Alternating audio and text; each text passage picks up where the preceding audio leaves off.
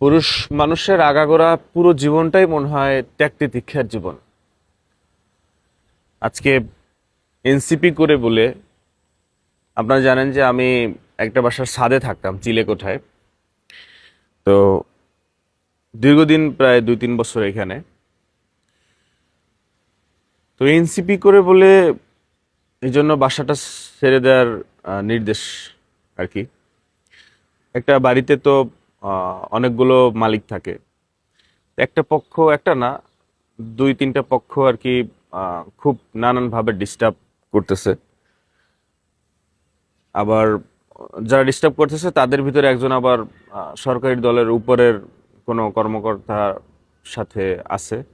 তো তার ভাতিজা না কিরকম যেন আর কি। তো ওই পাওয়ারটাও আছে সরকারি দলে থাকলে, যেটা হয় আর কি, পাওয়ার না দেখালেও পাওয়ার আইসা পড়ে। আর ব্যাপার হচ্ছে যে আমি একটা কোম্পানিতে হচ্ছে ব্র্যান্ড অ্যাম্বাসেডর ছিলাম। একদম মানে 300 টাকার স্ট্যাম্পে সাইন করা 1 বছরের জন্য চুক্তিবদ্ধ ছিলাম। তো মানে 2 দিনের রাজনীতিতে 2 ত্যাগ, বিষয়টা এরকম। বাসা ছাড়ার নির্দেশের একটা ত্যাগ, আর সেই রাজনীতিতে আসলাম এই জন্য সেই কোম্পানি থেকে, ব্র্যান্ড থেকেও গতকালকে ফোন দিয়ে বললো যে ভাই, আমরা তো এটা কন্টিনিউ করতে পারছি না।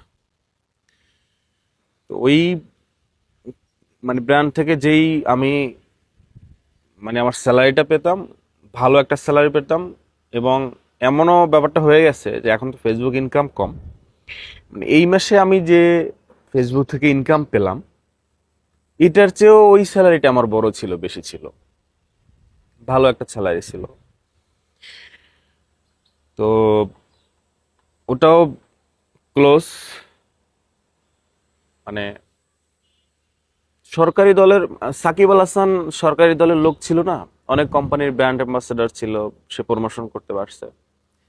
আসলে সরকারি দলে থাকাটা থাকতে পারলে অনেক সুবিধা আছে, অনেক লাভ আছে, অনেক কিছু না চাইতেও পাওয়া যায়, অনেক বাধা বিপত্তি আসতে চাইলেও আসতে পারে না।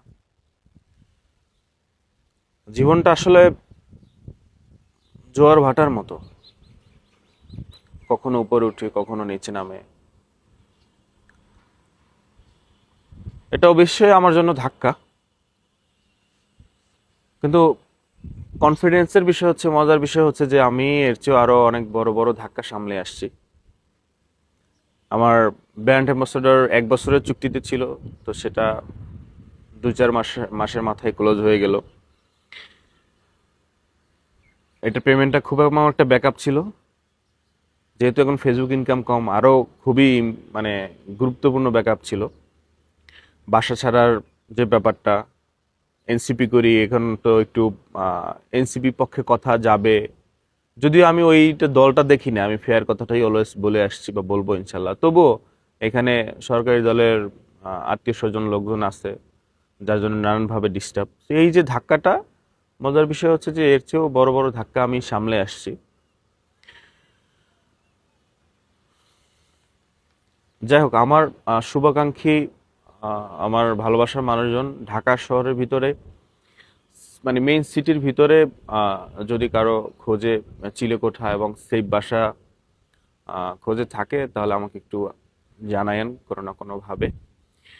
চিলেকোঠাটা হয় কি জন্য, যে আমি তো ভিডিও করি, তো ছাদটা পেলে ভিডিওটা করতে একটু সহজ হয়, রুমে বসে আর কত ভিডিও করা যায়। মন খারাপ থাকলে একটু ছাদে আসা যায়, এই আর কি। আমার কাছে মনে হয় আমি ভালো ছেলে, মদ গাঁজা সিগারেট কিছুই খাই না, তো ছাদ পাইলে এরকম সুযোগ সুবিধা নাই।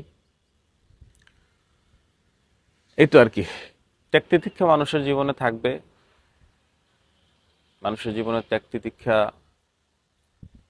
মানুষের না পুরুষের জীবনে এগুলো থাকবে। ঠিক আছে তাহলে আর কি, আল্লাহ তালা ভালো কিছু রাখছে হয়তো, ইনশাল্লাহ।